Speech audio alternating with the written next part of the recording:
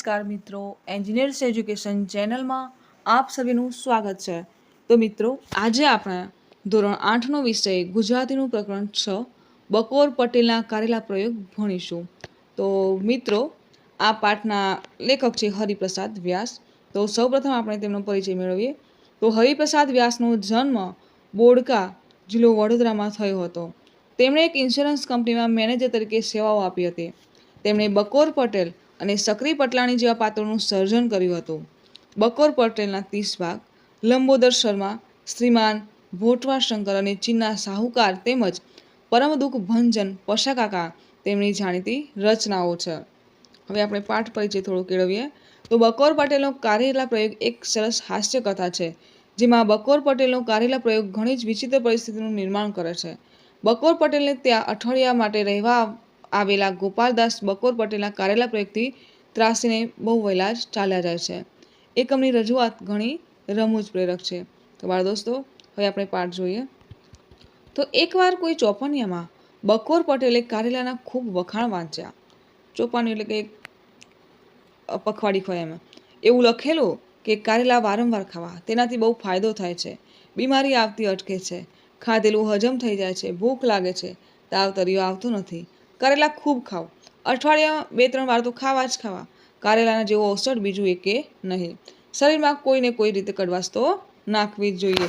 બાળ દોસ્તો, તમે પણ કોઈ પાઠ્યપુસ્તક કે કોઈ સમાચાર પત્ર હોય એમાં તમે આ રીતે ઔષધિનું બધું જોતા હોય તો કારેલા વિશે પણ લખેલું હોય છે।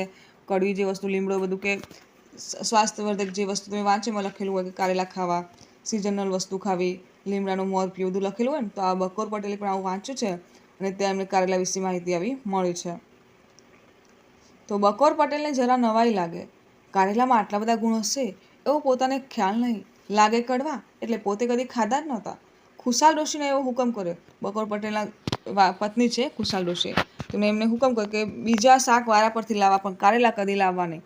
બકોર પટેલ બજારમાં જાય તો દુકાનમાં કારેલાનો ઢગ જોઈ નવાઈ પામી, આટલા બધા કારેલા તે કોણ ખાતું હશે એમ વિચાર કરે। આપણને ના ભાવે તો એમ થાય કે આ કારેલા કડવા લાગે, કોણ ખાતું હશે? તો ખાતા હશે કોઈ મૂર્ખાઓ એવું ધારે, અગર મૂર્ખા શાકવાળા નહીં વેચાય તો ફેંકી દેતા હશે એવું માને કે આ કારેલા કોણ લઈ જતું હોય, કોઈ ના ખાતું હોય, અને શાકવાળા પણ મૂર્ખા છે કે લઈને આવે છે અને કોઈ નહીં લઈ જાય એટલે શું કરશે, શાકવાળા આ ફેંકી દેશે। બાળ દોસ્તો, તમને કારેલા ભાવે છે? કોને ભાવે છે અને કોને નથી ભાવતા એ મને કોમેન્ટ બોક્સમાં જરૂરથી જણાવજો। તો આગળ જોઈએ।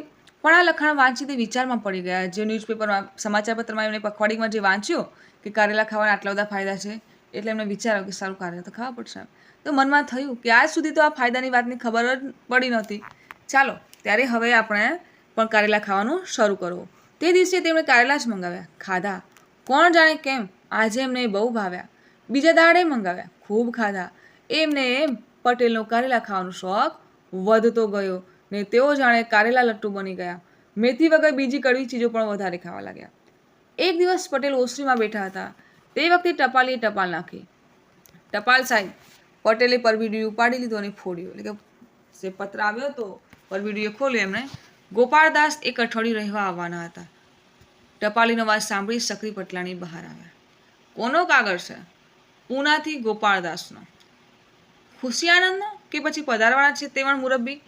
શું કહે છે એમના પટલાણી કે શું કોઈ સારા સમાચારનો પત્ર આવે છે કે પછી તે અહીંયા પધારવાના છે મહેમાનગતિ, એટલે તો અઠવાડિયું આવવાના છે। શું કહ્યું કે અઠવાડિયું તે રહેવા આવવાના છે એનો પત્ર છે, ત્યારે તો રોજ કંઈ ને કંઈ મીઠાઈ લાવવી પડશે। આજે શ્રીખંડ તો કાલે બાસુંદી, ત્રીજે દિવસે બરફી તો ચોથે દિવસે દૂધપાક। ગોપાળદાસને તો રોજ કંઈ મિષ્ટાન જોઈએ જ છે ને, ગોપાળદાસ આવે તો એમને રોજે રોજ અલગ અલગ મિષ્ટાન જોઈએ છે, બરાબર, તો આપણે એ લાવવું પડશે એમ।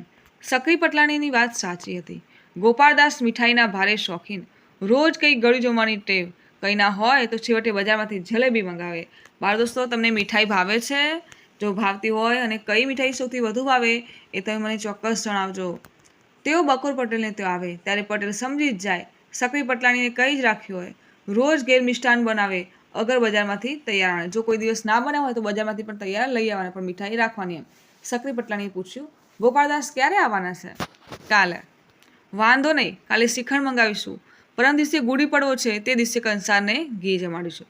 પટેલ ચમકી ગયા, નહીં નહીં નહીં નહીં, તેઓ બોલ્યા, ગળપણ ફળપણ તો ઘરમાં જ ના જોઈએ, ગળપણથી જ તબિયતને નુકસાન થાય છે ને, બહુ ગળ્યું ખાઈએ તો હવે શું થયું છે કે બહુ ગળ્યું ખાઈએ ગળ્યું ખાઈએ બહુ તો શરીરને નુકસાન હોય, એટલે આપણે શું ખાવાનું છે? કારેલા. તો શું મહેમાનને તમારે કારેલા કડવાટના પ્રયોગનો સ્વાદ ચખાડવો છે? પટલાણી સમજી ગયા સક્રી પટલાણી કે નક્કી આ વખતે તો ગોપાલદાસને કારેલા ખાવા પડશે. પટેલ તો સવાર સાંજ બંને વાર કારેલાનું શાક ભરપેટે ખાય. કારેલા મીઠું દઈને નીચવા પણ દે નહીં. નીચવા વગરનું કારેલાનું શાક એટલે નર્યો કડવાશ.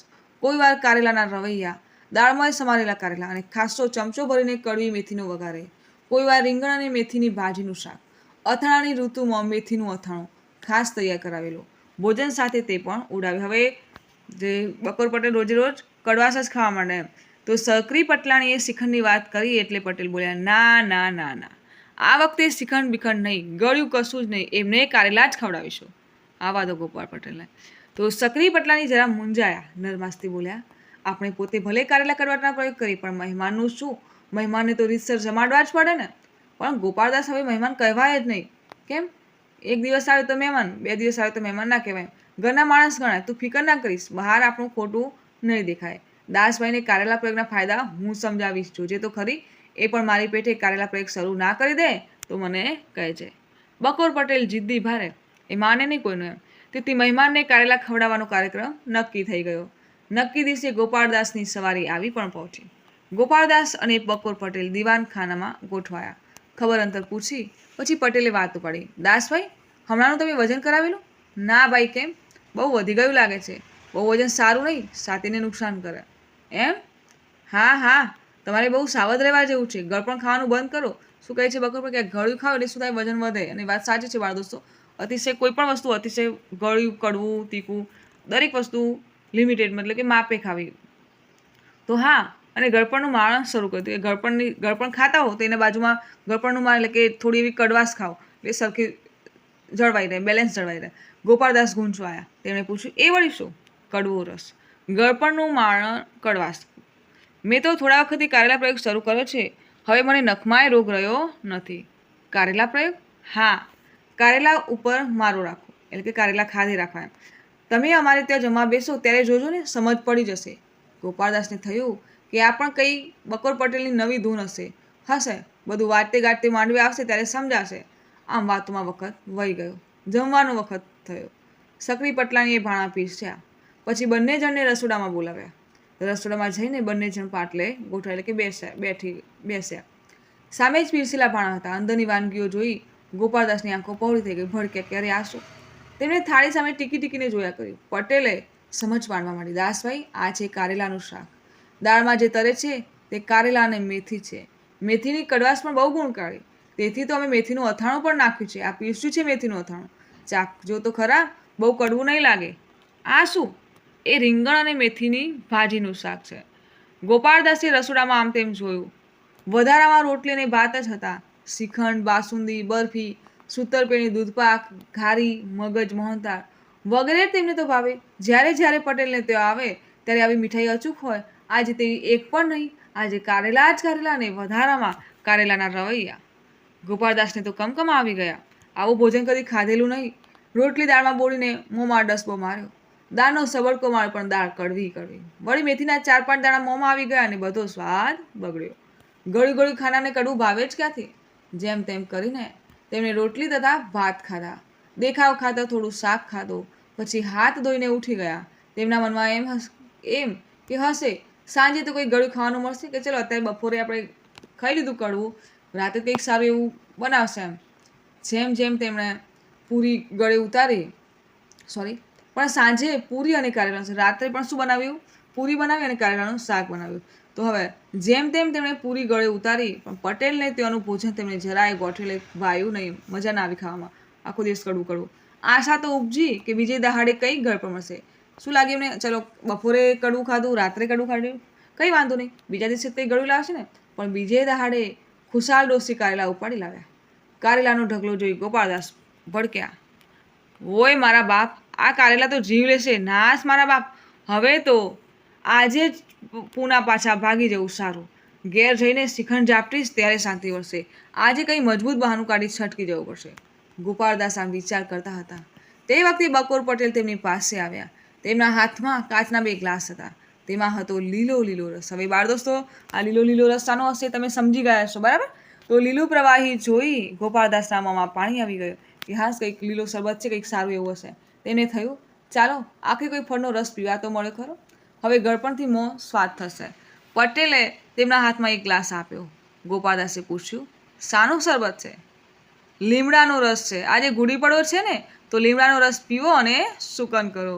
ગોપાળદાસ મનમાં બબડ્યા, નખો જ જાય તારું, આ તો ઉપરથી ગ્લાસ ગંજાવે કે આ 2 દિવસ આવ્યો કારેલા ખવડાવે અને હાજી પાછું રહી જશે તો રસ, અને એ પણ લીમડાનો. ગોપાળદાસનું મોં દિવેલ પીધા જેવું થઈ ગયું, એટલે કે બગડી ગયું. તેણે 2 હાથ આડા કરી જવાબ આપ્યો, ના ભાઈ સાહેબ, એ તો મારાથી નહીં પીવાય. અરે આજે તો લીમડાનો રસ પીવાનો મહિમા છે. આજે ગુડી પડવો છે, કડવો રસ પીવાની પ્રથા શરૂ થઈ. તે કઈ અમસ્તી જ થઈ હશે. વૈદકમાં કડવી ચીજો માટે કેવું કેવું લખ્યું છે. એનાથી ભૂખ ઉગડે છે, શરદી મટે, ગેસ થાય નહીં, પિત્તને કાપે, તાવ તર્યો દૂર ભાગે, એ અમૃત સમાન છે. પણ ગોપાળદાસને તો ઉપકો આવી ગયો. તેમણે રસ ના પીધો ને થોડી વારે અચાનક તાળી પાડીને તેઓ બોલી ઉઠ્યા, પટેલ સાહેબ, મુદ્દાની વાત તો ભૂલી ગયો. કઈ? મારે ત્યાં કલકત્તાથી મહેમાન આવવાના છે. અરે હું તો ભૂલી જ ગયો ને અહીં આવી પડ્યો. ગોપાળદાસે વાત જોડી કાઢી. પટેલે પૂછ્યું ક્યારે આવવાના છે? કાલે સવારે. હમણાં જ નીકળવું પડશે મારે. હવે ગોપાળદાસે યુક્તિ કરી કે કંઈક બાનું કાઢું ને અહીંયાથી છટકી જાવ, એટલે એમને આ બાનું કાઢ્યું છે. તો ગોપાળદાસે જવાની તૈયારી કરી. પટેલ કહે પણ જમીને જજો ને. ના ના, વખત જ ક્યાં છે, ફરી આવીશ ત્યારે જમીશ. ગોપાળદાસે કપડાં પહેર્યા, પછી બેગ લઈને તરત વિદાય થયા, ભાગ્યા. સકરી પટલાની કહેવા લાગ્યા, તમે કંઈ સમજ્યા શેઠિયાજી? સાવ ખોટું બાનું કાઢ્યું લાગે છે. આ તો તમારા કારેલા પ્રયોગને હાથ જોડ્યા. હોય નહીં, કડવો રસ્તો. પટેલ શું કહે છે? ના ના, એવું બાનું ના હોય, કડવો રસ્તો અમૃત સમાન કહેવાય એમ. સકરી પટલાની ટપ રસોડે ભાગ્યા, કે જલ્દીથી તેઓ રસોડામાં પહોંચી ગયા સકરી પટલાની. તો બાળ દોસ્તો, આ બકોર પટેલના ધોળકું ધોળીમાંથી લેવામાં આવેલો એક ભાગ છે પાઠનો, બરાબર. હવે પાઠના આધારે આપણે આ શબ્દાર્થ જોઈશું.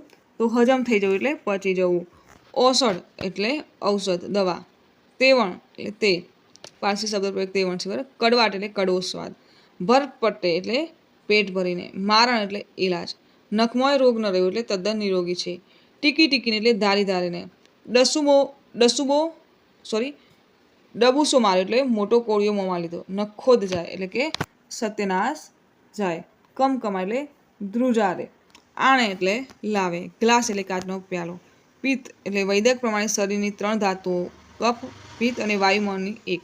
તાવ તર્યો એટલે એકાંતર્યો તાવ. આગળ જોઈએ શબ્દ સમૂહ માટે એક શબ્દ. તો 2-5 પાનાનું પતાકડું એટલે ચોપાની. કારેલા પ્રત્યે ભારે પ્રીતિ ધરાવનાર એટલે કારેલા લટ્ટુ. ચક્ર સંવતથી આરંભાતા વર્ષનો પ્રથમ દિવસ એટલે ગુડી પડવો. પ્રવાહી પદાર્થ ચૂસતા થતો અવાજ એટલે સબડકો. ઉલટી થવાનું ઉછાળો એટલે ઉબકો. રૂઢિપ્રયોગના અર્થ. આંખો પહોળી થઈ જવી એટલે આશ્ચર્ય થઈ જવું. મોંમાં પાણી આવી જવું એટલે ખાવાની તીવ્ર ઈચ્છા થવી. વાજતે ગાજતે માંડવે આવવું એટલે જાહેર રીતે બહાર આવવું. આગળ જોઈશું.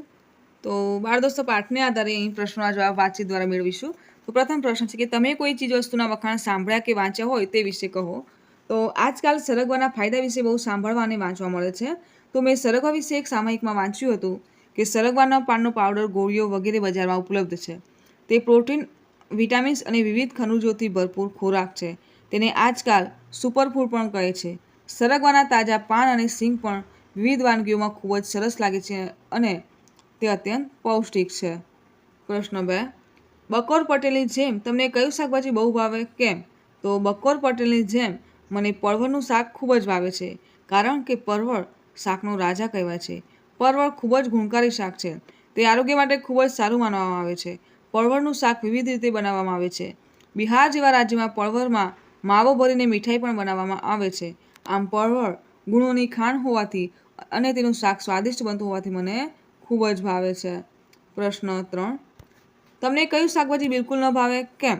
તો મને ગલકાનું શાક બિલકુલ ન ભાવે, કારણ કે ગલકાને પોતાનો કોઈ સ્વાદ હોતો નથી. તે અત્યંત ફિક્કા હોય છે. તેનું શાક બનાવતા તે અત્યંત પાણી છોડે છે અને શાકનો સ્વાદ આવતો નથી. પ્રશ્ન 4. તમે કોઈના ઘરે ગયા હોય અને કોઈ વાનગી ન ભાવી હોય તે વિશે કહો. તો અમે એક વખત મારા પપ્પાના મિત્રને ત્યાં જમવા માટે ગયા હતા.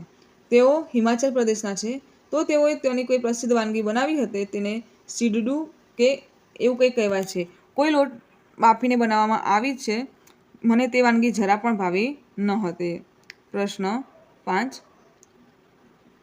તમે કોઈના ઘરે જાઓ અને તમને ન ભાવતી વાનગી બનાવી હોય તો તમે શું કરશો? તો હું જો કોઈના ઘરે જાઉં અને મને ન ભાવતી વાનગી બનાવી હોય તો હું કોઈ બહાનો બનાવી તે વાનગી મારી થાળીમાં જ ન લઉં. જો ફરજિયાત ખાવી પડે તો બિલકુલ થોડી લઈને ખાઈ લઉં. પ્રશ્ન 6. તમે ક્યારે કોઈ કડવી ચીજવસ્તુ ખાધી હોય તો તે વિશે કહો. તો મેં એક વખત સૂકી મેથીનું શાક ખાધું હતું જે મને અત્યંત કડવું લાગ્યું હતું. પ્રશ્ન 7. ગોપાળદાસની જેમ તમને કઈ કઈ મીઠાઈ કે મિષ્ટાન ભાવે? તો મને આમ તો બધી મીઠાઈ ભાવે, પરંતુ ગુલાબજાંબુ, મોહનથાળ, ખીર, રબડી, ઘેવર વગેરે મીઠાઈઓ વધુ ભાવે. આગળ જોઈએ. પ્રશ્ન 2. ઉદાહરણ મુજબ જેની પાછળ ખાનું પ્રત્યે લાગતો હોય તેવા શબ્દો અને તેનો અર્થ લખી વાક્ય પ્રયોગ કરો. ઉદાહરણ છે દીવાનખાનું. તો મુલાકાત માટેનો ખાસ ઓરડો કે બેઠક એને કહેવાય દીવાનખાનું. વાક્ય પ્રયોગ કે તેમના દીવાનખાનામાં સ્વામી વિવેકાનંદની છબી હતી. એ રીતે શબ્દ છે છાપખાનું. તો જ્યાં પુસ્તકો, અખબારો વગેરે છાપવામાં આવતા હોય તે જગ્યા. વાક્ય પ્રયોગ કરીએ કે અખબારો છાપખાનામાં છપાવવા માટે ગયા છે. બીજો શબ્દ લઈએ દવાખાનું. તો જ્યાં ડૉક્ટર દર્દીઓનો ઈલાજ કરે તે જગ્યા. વાક્ય પ્રયોગ ડૉક્ટર આજે દવાખાનામાં વહેલા પહોંચી ગયા હતા. ત્રીજો શબ્દ દારૂખાનું. તો ફટાકડા બનતા હોય તે જગ્યા. વાક્ય પ્રયોગ તે દારૂખાનામાં કામ કરતો હતો. ચોથો શબ્દ કેદખાનું. તો કેદીઓને રાખવામાં આવે તે જગ્યા. વાક્ય પ્રયોગ કેદખાનામાં કેદીઓને રાખવામાં આવ્યા હતા. પાંચમો શબ્દ લઈએ કારખાનું. તો કારીગરો દ્વારા વસ્તુ બનાવવાની જગ્યા. વાક્ય પ્રયોગ કે કારીગરો કારખાનામાં કામ કરી રહ્યા હતા. પ્રશ્ન 3 જોઈએ. ઉદાહરણ મુજબના બીજા શબ્દો લખી વાક્ય પ્રયોગ કરો. ઉદાહરણ છે ગળપણ ફળપણ. તો વાક્ય પ્રયોગ ગળપણ ફળપણ તો ઘરમાં જ ના જોઈએ. એ રીતે શબ્દ છે શ્રીખંડ બીખંડ. વાક્ય પ્રયોગ કરીએ કે બહારના શ્રીખંડ બીખંડ ક્યારેય પણ ખાવા જોઈએ નહીં. બીજો શબ્દ કે ખાંડબાણ. તો રોજિંદા ભોજનમાં ખાંડબાણનો ઉપયોગ કરવો જોઈએ નહીં. ત્રીજો શબ્દ રીંગણા બીંગણા. તો મને રીંગણા બીંગણા બિલકુલ ન ભાવે. ચોથો શબ્દ ચોપડી બપડી. તો હવે ચોપડી બપડી વાંચો તો સારું. પાંચમો શબ્દ પેડા બેડા. તો પરીક્ષામાં પહેલો નંબર આવ્યો છે તો પેડા બેડા તો ખવડાવો. આગળ જોઈશું. પ્રશ્ન 4 જોઈએ. ઉદાહરણ મુજબના શબ્દો લખી બંને શબ્દોનો ઉપયોગ કરી વાક્ય બનાવો. ઉદાહરણ છે સવાર સાંજ. તો પંખીઓ સવારે ઉડે છે અને સાંજે માળામાં પાછા ફરે છે. એ શબ્દ છે દિવસ રાત. તો વાક્ય પ્રયોગ કરીએ કે તેણે દિવસ રાત મહેનત કરીને આ સફળતા મેળવી છે. એ બીજા શબ્દ આપણે લખીશું નાનું મોટું. તો શરીર ચાલે ત્યાં સુધી આપણે નાનું મોટું કામ કરતા રહેવું જોઈએ. ત્રીજો શબ્દ કાળું ધોળું. તો વેપારીઓ વેપારમાં થોડું કાળું ધોળું તો કરતા જ હોય. ચોથો શબ્દ ઉપર નીચે. તો વાક્ય પ્રયોગ કરીએ કે આખો દિવસ ઉપર નીચે થઈને મારા તો પગ દુખી ગયા. પાંચમો શબ્દ નવું જૂનું. તો મેં જૂનું સોનું આપીને નવું સોનું લીધું. આગળ જોઈએ. પ્રશ્ન 5. એકમના આધારે સાચા વિકલ્પ સામે સાચાની નિશાની કરો.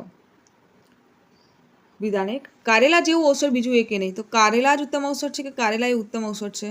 તો કારેલા જ ઉત્તમ ઔષધ છે. એ વિધાન સાચું છે એકમના આધારે. બીજું, બકોર પટેલ કારેલાનો ઢગ જોઈને નવાઈ પામતા. કારણ કે આટલા બધા કારેલા કોણ ખાતું હશે એમ વિચારીને, કે આટલા બધા કારેલા કોણ ખરીદતું હશે એમ વિચારીને. તો આટલા બધા કારેલા કોણ ખાતું હશે એમ વિચારીને. ત્રીજું, ગળપણનું મારણ કડવાશ એટલે કડવાશ ગળપણનો ઈલાજ છે કે કડવાશથી જ ગળપણ દૂર થાય છે? તો સાચું વિધાન છે કે કડવાશ ગળપણનો ઈલાજ છે. ચોથું વાક્ય, હવે મને નખમાં રોગ રહ્યો નથી એટલે નખમાં કોઈ રોગ ન હોવો કે શરીર તદ્દન નિરોગી હોવું? તો શરીર તદ્દન નિરોગી હોવું. પાંચમું, આ તો તમારા કારેલા પ્રયોગને હાથ જોડ્યા એટલે અતિશય કારેલા ખાઈ ખાઈને તેઓ કંટાળી ગયા અને ભાગ્યા, કે તમે કેમ અતિશય કારેલા ખાતા હતા તે તેમને ન ગમ્યું? તો સાચું વિધાન આવશે કે તમે કેમ અતિશય કારેલા ખાતા હતા તે તેમને ન ગમ્યું. પ્રશ્ન 6 જોઈએ. આપેલા વાક્યો જેવો અર્થ ધરાવતું વાક્ય પાઠમાંથી શોધીને લખો. પહેલું વાક્ય કે ખવાયેલું પચી જાય એટલે ખાધેલું હજમ થઈ જાય. બીજું વાક્ય, હવે તેઓ કારેલા પ્રિય થઈ ગયા હતા. તો પાઠમાંનું વાક્ય લખ્યું કે તેઓ જાણે કારેલા લટ્ટુ બની ગયા. ત્રીજું વાક્ય, દરરોજ કંઈક ગળી વાની લાવવી પડશે. તો રોજ કંઈ ને કંઈ મીઠાઈ લાવવી પડશે. ચોથું વાક્ય, ગોપાળદાસ થોડા આપણા અતિથિ છે તો ગોપાળદાસ હવે આપણા મહેમાન કહેવાય જ નહીં. પાંચમું વાક્ય, વાતો વાતોમાં સમય પસાર થઈ ગયો તો વાતોમાં વખત વહી ગયો. પ્રશ્ન 7 જોઈએ. ઉદાહરણ મુજબના વાક્યો લખો અને તેનો અર્થ લખો. ઉદાહરણ છે આટલા બધા કારેલા તે કોણ ખાતું હશે? તો એનો અર્થ કે આટલા બધા કારેલા કોઈ ખાતું નહીં હોય. એ રીતે આપણે વાક્ય લખીએ કે આટલા બધા પત્રો તો કોણ લખતું હશે? એનો અર્થ શું થાય કે આટલા બધા પત્રો કોઈ ન લખે. બીજું વાક્ય બનાવીએ કે આવી ખરાબ ગાળો તો કોણ બોલતું હશે? તો આવી ખરાબ ગાળો કોઈ ન બોલે. ત્રીજું વાક્ય લખીએ, આટલા બધા રોટલા તો કોણ બનાવી શકે? તો અર્થ થાય કે આટલા બધા રોટલા તો કોઈ ન બનાવી શકે. ચોથું વાક્ય, આટલી લાંબી વાત તો કોણ કરે? તો આટલી લાંબી વાતો તો કોઈ ન કરી શકે. આગળ જોઈએ પ્રશ્ન 8. વાક્ય વાંચો અને વાર્તાને આધારે લાગુ પડતા પાત્રનું નામ લખો. 1. કારેલા કડવા એટલે પોતે કદી ખાતા જ નહીં. તો કોણ બોલી શકે? બકુર પટેલ. 2. તેઓ અઠવાડિયાની મહેમાન ગતિ આવવાના છે. તો ગોપાળદાસ. એમને લાગુ પડે છે. 3. ટપાલીનો અવાજ સાંભળી બહાર આવે. તો કોણ? સક્રી પટલાણી. 4. ભાણા પીરસી બંને જણને રસોડામાં બોલાવ્યા. તો સક્રી પટલાણી. 5. તેમના હાથમાં કાચના 2 ગ્લાસ હતા. તો બકોર પટેલ. પ્રશ્ન 9 જોઈશું. પ્રશ્નોના જવાબ લખો. પ્રશ્ન નંબર 1. બકોર પટેલને કઈ વાતની નવાઈ લાગી? કેમ?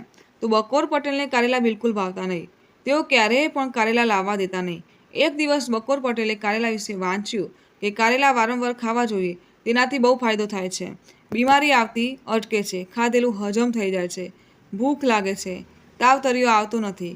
કારેલાના જેવો ઔષધ બીજું એકે નહીં. શરીરમાં કોને કોઈ રીતે કડવાશ તો નાખવી જ જોઈએ. આમ કારેલાના આટલા બધા ગુણ જાણીને બકોર પટેલને નવાઈ લાગી. કારેલા આટલા ગુણવાન હશે એ વાતનો તેમને ખ્યાલ ન હતો. પ્રશ્ન 2 જોઈએ. બકોર પટેલ કેવી રીતે કારેલા લટ્ટુ બની ગયા? તો બકોર પટેલને કારેલા બિલકુલ ભાવતા નહીં. તેઓ ક્યારેય કારેલા ખાતા નહીં. એક વખત જ્યારે તેમને કારેલાના ગુણો વિશે જાણ થઈ તો તેમણે કારેલા મંગાવીને ખાધા. તેમને કારેલા બહુ જ ભાવ્યા. બીજા દિવસે પણ તેમણે કારેલા મંગાવ્યા. તેઓએ કારેલા ખૂબ ખાધા. આમ આ રીતે રોજ કારેલા ખાવાથી બકોર પટેલનો કારેલા ખાવાનો શોખ વધતો ગયો અને તેઓ કારેલા લટ્ટુ બની ગયા. પ્રશ્ન 3.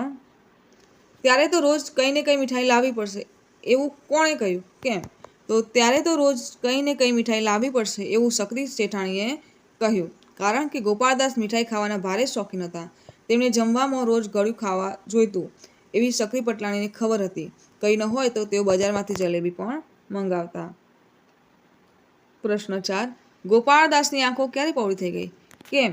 તો જમવાના સમયે જ્યારે ભોજન પીરસવામાં આવતું હતું ત્યારે બધી વાનગીઓ જોઈને ગોપાળદાસની આંખો પહોળી થઈ ગઈ. કારણ કે જમવામાં કારેલાનું શાક, કારેલા અને મેથીની દાળ, મેથીની અથાણું, રીંગણ અને મેથીની ભાજીનું શાક અને કારેલાના રવૈયા હતા. રોજે રોજ ગળ્યું ખાનાર ગોપાળદાસ વાનગીઓ જોઈને હેબતાઈ ગયા અને તેમની આંખો પહોળી થઈ ગઈ. પ્રશ્ન 5. શું જોઈને ગોપાળદાસ ભડક્યા? કેમ? તો એક દિવસ તો જેમ તેમ કરીને ગોપાળદાસે બધી કારેલાની વાનગીઓ ખાઈ લીધી. પરંતુ બીજે દિવસે ફરીથી કારેલાનો ઢગલો જોઈ ગોપાળદાસ ભડક્યા. કારણ કે આગલા દિવસે જમવામાં કોઈ મીઠાઈ ન મળી અને તે ઉપરાંત બધી કારેલા અને મેથીની વાનગીઓ ખાવી પડી હતી. તો આજે તો કંઈક ગળ્યું ખાવા મળશે તેવું ગોપાળદાસે વિચાર્યું હતું. પરંતુ બીજા દિવસે પણ ઘરમાં કારેલા જોઈ ગોપાળદાસ ભડક્યા. પ્રશ્ન 6. વહેલા વિદાય થવા ગોપાળદાસે શું કર્યું? કેમ? તો વહેલા વિદાય થવા ગોપાળદાસે પોતાના ઘરે કલકત્તાથી મહેમાન આવવાના છે તેવું બહાનું કાઢ્યું. કારણ કે રોજે રોજ મીઠાઈ ખાનાર ગોપાળદાસ હવે એક પણ દિવસ કારેલા ખાઈ શકે તેમ નહોતા. તેથી કારેલા ખાવામાંથી છૂટવા માટે ગોપાળદાસે મહેમાન આવવાના છે તેવું મજબૂત બહાનું શોધી કાઢ્યું. પ્રશ્ન 10 જોઈએ. નીચેનો ફકરો ધ્યાનથી વાંચીને પૂછેલા પ્રશ્નોના જવાબ લખો. તો સૌપ્રથમ આપણે ફકરો વાંચીશું અને ત્યારબાદ પ્રશ્નોના જવાબ લખીશું. તો આજે સમગ્ર પરિવારનું સમૂહ ભોજન હતું. રસોડામાં ભારતી, કોકિલા અને રંજન પહોંચ્યા. તેમણે રસોડામાં 10 જાતના શાકભાજી જોયા. રીંગણ, ટામેટાં, કોબીજ, ફુલીવર, મોગરી, સરગવાની શીંગો વગેરે વગેરે. કયું શાક બનાવવું તેનો નિર્ણય થતો ન હતો. કોકિલાએ કહ્યું, મને કોબીજનો સંભારો બહુ ભાવે છે. ભારતીએ કહ્યું, સરગવાની શીંગોનું શાક તો હું સાંજે જ બનાવું છું. રંજનને રીંગણનો ઓળો બહુ ભાવે પણ બનાવતો ન આવડે. એટલામાં મીનળ આવી. જાત જાતની શાકભાજી જોતાં જ તેણે મિક્સ સબ્જી બનાવવાનું સૂચ્યું. છેલ્લે એવું જ થયું. આવું પંચકૂટિયું શાક બનાવવાની બધી જવાબદારી ભારતીએ લીધી. જ્યારે બધી જ રસોઈ થઈ ગઈ તે પછી ભાવના અને સાક્ષી આવ્યા. જે પહેલાં આવ્યા હતા એમનું મોં મચકોડાયેલું જોઈ તેમણે કહ્યું, હવે પછીનું બધું જ કામ અમે સંભાળી લઈશું.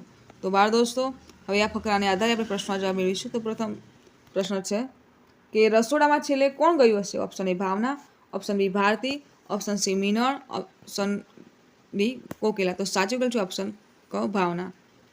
બીજો પ્રશ્ન, કોના મોઢા પર અણગમો જોવા મળ્યો? ઓપ્શન ક સાક્ષી, ઓપ્શન ખ મીનળ, ઓપ્શન ગ ભારતી, ઓપ્શન ગ ભાવના. તો સાચું વિકલ્પ છે ઓપ્શન ગ ભારતે. આગળ જોઈએ પ્રશ્ન 2. નીચેના વિધાન સાચા છે કે ખોટા તે જણાવો અને ખોટું વિધાન સુધારીને લખો. તો પ્રથમ વાક્ય કોકિલાએ કોબીજનો સંભારો બનાવ્યો. તો આ વિધાન ખોટું છે. સુધારેલું વાક્ય લખીએ કે કોકિલાને કોબીજનો સંભારો બહુ ભાવે છે. બીજું વાક્ય રંજન રીંગણનો સ્વાદિષ્ટ ઓળો બનાવશે. તો આ વાક્ય પણ ખોટું છે. સુધારેલું વાક્ય લખીએ કે રંજનને રીંગણનો સ્વાદિષ્ટ ઓળો બનાવતા આવડતું નથી. ત્રીજું વાક્ય મીનળે પંચકુટિયું શાક બનાવવાનો સુઝાવ આપ્યો. તો વિધાન સાચું છે. ચોથું વાક્ય ભોજન પીરસવાનું કામ કોકિલાએ કર્યું. તો આ વિધાન ખોટું છે. સુધારેલું વાક્ય લખીએ કે ભોજન પીરસવાનું કામ ભાવના અને સાક્ષીએ કર્યું. પ્રશ્ન 3 જોઈએ. પ્રશ્નના જવાબ લખો. પ્રશ્ન 1 ભાવના અને સાક્ષીએ કયું કયું કામ કર્યું હશે? તો ભાવના અને સાક્ષીએ સૌને ભોજન પીરસ્યું હશે, રસોડું સાફ કર્યું હશે અને એઠા વાસણ સાફ કર્યા હશે. પ્રશ્ન 2 ભારતીએ શાનું શાક બનાવ્યું હશે? તો ભારતીએ રીંગણ, ટામેટા, કોબીજ, ફુલાવર અને સરગવાની શીંગોનું શાક બનાવ્યું હશે. આગળ જોઈએ. પ્રશ્ન 11 તમે બકોર પટેલ બનીને નીચેના ફકરામાં જરૂરી ફેરફાર કરીને ફરીથી લખો. તો પહેલાં આપણે ફકરો વાંચીશું અને ત્યારબાદ જરૂરી ફેરફાર કરીને લખીશું. તો પણ આ લખાણ વાંચી તે વિચારમાં પડી ગયા. મનમાં થયું કે આજ સુધી તો આ ફાયદાની વાતની ખબર જ પડી નહીં. ચાલો ત્યારે હવે આપણે પણ કારેલા ખાવાનું શરૂ કરો. તે દિવસે તેમણે કારેલા જ મંગાવ્યા. ખાધા. કોણ જાણે કેમ આજ ખાવાનો શોખ વધતો ગયો ને તેઓ જાણે કારેલા લટ્ટુ બની ગયા. મેથી અને એવી બીજી કડવી ચીજો પણ વધારે ખાવા લાગ્યા. હવે આપણે બકોર પટેલ બનીને ફેરફાર કરેલો ફકરો લખીએ. તો લખીશું કે પણ આ લખાણ વાંચ્યું વિચારમાં પડી ગઈ. મનમાં થયું કે આજ સુધી તો આ ફાયદાની વાતની ખબર જ પડી નહીં. ચાલો ત્યારે હવે આપણે કારેલા ખાવાનું શરૂ કરો. તે દિવસે મેં કારેલા જ મંગાવ્યા. ખાધા. કોણ જાણે કેમ આજ ખાવાનો શોખ વધતો ગયો ને હું જાણે કારેલા લટ્ટુ બની ગઈ. મેથી અને એવી બીજી કડવી ચીજો પણ વધારે ખાવા લાગી. પ્રશ્ન 12 જોઈએ. અ વિભાગ અને બ વિભાગમાં આપેલા વાક્યો વાંચો અને તેમાં રહેલા ફેરફારને નોંધો. તો જુઓ. લોકોએ ગઢ ચઢ્યો. તો લોકો વડે ગઢ ચડાવ્યો. એણે સાયકલને દોડાવી. તો આ કર્તરી વાક્ય અને કર્મણી વાક્ય કહેવાય મારા દોસ્તો. તો એના વડે સાયકલ ગોઠવાઈ. એક થયું કર્મણી વાક્ય. કર્તરી વાક્ય મનુએ દાખલો શીખવાડ્યો. તો મનુ વડે દાખલો શીખવાડાયો. રાણાએ સભા બોલાવી. તો રાણા વડે સભા બોલાવાઈ. મહિલાઓએ સિપાહીઓને ભગાડ્યા. તો મહિલાઓ વડે સિપાહીઓ ભગાડાયા. તો બંને વિભાગમાં આપેલા વાક્યોમાં શું ફેરફાર થયો? લોકોએ ગઢ ચઢ્યો. આ વાક્યમાં લોકો ગઢ ચડવાનું કામ કરે છે એ વાત મહત્વની છે. એટલે કે લોકોનું મહત્વ છે. જ્યારે બીજા વાક્યમાં ગઢ ચડાવ એ મહત્વનું બન્યું છે. એટલે કે અ વિભાગના વાક્યમાં કર્તા મહત્વ ધરાવે છે, જ્યારે બ વિભાગના વાક્યમાં કર્મ મહત્વ ધરાવે છે. તો એવી રીતે અહીંયા આપણે ઉપરની વિગત અનુસાર અહીં આપેલા વાક્યમાં ફેરફાર કરીને ખૂટતા સ્થાન ભરવાના છે. બરાબર. તો મહેશે ગીત ગાયું. તો મહેશ વડે ગીત ગવાયું. તો એ વાક્ય છે કે અલકાએ ચોપડી વાંચી. તો આપણે વાક્ય બનાવી શકીએ અલકા વડે ચોપડી વંચાય. હવે સુરેશ વડે પત્ર લખાયો. તો આપણે વાક્ય શું લખીશું કે સુરેશે પત્ર લખ્યો. સાધુએ ઉપદેશ આપ્યો. તો સાધુ વડે ઉપદેશ અપાયો. ડૉક્ટર વડે દવા અપાઈ. તો ડૉક્ટરે દવા આપી. અને મધુરીમાં એ પક્ષી જોયું. તો મધુરીમાં વડે પક્ષી જોવાયું. બરાબર. આગળ જોઈએ. તો બાળ દોસ્તો ઉપરના કોષ્ટકમાં તમને વાક્યો લખતા આવડ્યા? તો કોઈ ક્ષતિ જણાય તો તમારા મિત્રોને શિક્ષકોની મદદથી આ પ્રયત્ન કરવાનો છે. બરાબર. તો નીચે આપેલા વાક્યોને કર્મણી પ્રયોગમાં ફેરવો. તો તમે આ અગાઉ કોષ્ટકમાં જોઈને શીખી ગયા. બરાબર. તો છે કે સક્રીબેને શ્રીખંડની વાત કરી. તો કર્મણી વાક્ય લખી સક્રીબેન વડે શ્રીખંડની વાત કરાઈ. બીજું વાક્ય મહેમાન લાડુ જમે છે. તો કર્મણી વાક્ય થશે કે મહેમાન વડે લાડુ જમાય છે. ત્રીજું વાક્ય ગોપાલદાસે પત્ર લખ્યો. તો ગોપાળદાસ વડે પત્ર લખાયો. ચોથું વાક્ય કૌશિક ગૃહ કાર્ય કરે છે. તો કૌશિક વડે ગૃહ કાર્ય થાય છે અથવા તો કરાય છે. પાંચમું વાક્ય બા કશું બોલ્યા નહીં. તો બા વડે કશું બોલાયું નહીં. આગળ જોઈએ. પ્રશ્ન 3 આપેલા વાક્યો વાંચો. તો છોકરો રમે છે અને છોકરાથી રમાય છે. તો આ કહેવાય ભાવે પ્રયોગ. પ્રવીણા વાંચે છે. પ્રવીણાથી વંચાય છે. હું ખાઈશ તો મારાથી ખવાય છે. તો અહીં અવિભાગમાં આપેલા વાક્યો જુઓ.